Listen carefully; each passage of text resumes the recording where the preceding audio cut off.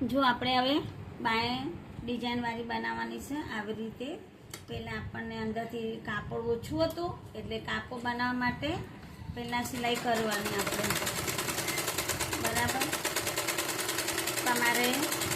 design વાળી boy એટલા માટે બનાવવાનું કાપડ ઓછું હતું એટલે ડિઝાઇન કરવા માટે નીચેનું જે ભાગ હતું ને ઉપરનું આખું ચોરસ આખું આવી ગયું હતું અને લાંબી કરવા માટે પછી બે આપણને સાંધા કર્યા આવી રીતે સાંધા કર્યા અને એ પ્રમાણે આપણને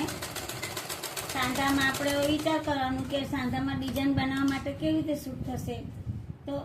આપણે આ બેનને કાપડ થોડું ઓછું હતું તો આપણે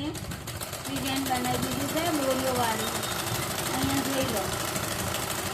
10ની બાય ઉપરથી પહેલાં કરી દીધી છે આપણે અહીંયા આવી રીતે આ 10ની બાય કરીને પછી નીચેથી કપડું નાખીને અને આપણને હવે દોરીઓ નાખવાની છે દોરીઓ બનાવતી વખતે તમારે પહેલાં અહીંયા જોઈ લેવાનું કાપડ મૂકી દેવાનું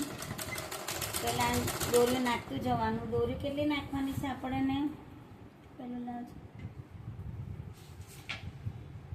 માપનું કેટલી નાખી છે આ દોરીઓ આપણે થોડું 5 નાખવાની છે એટલે 5 દોરીઓ બનાવી દેવાની છે આપણે પહેલાં અને એમાં આપણે પહેલાં લગાવી દેવાની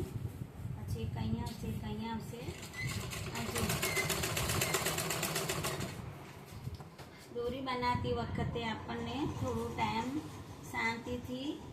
માપ લઈને જ કરવું પડશે કેમ કે એને માપ વગર તમારે ઉપરનું ભાગ છે એ તમારે માપ લઈને જ કરવાનું દોરી નાની બની હોય તો પણ થોડું સમાવેશ કરી લેવાની પણ સાંધો આવે એટલે ગભરાઈ નહીં જવાનું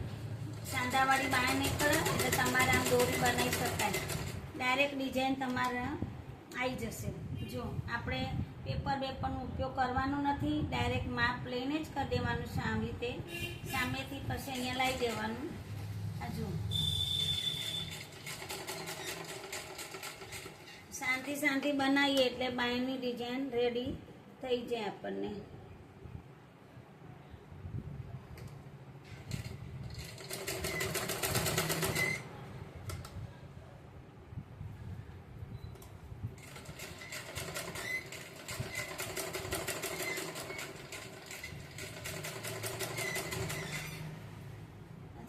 નીચે પટ્ટી વાળવા માટે તમારે આપણે આમ પટ્ટી વાળી દેવાની ડાયરેક્ટ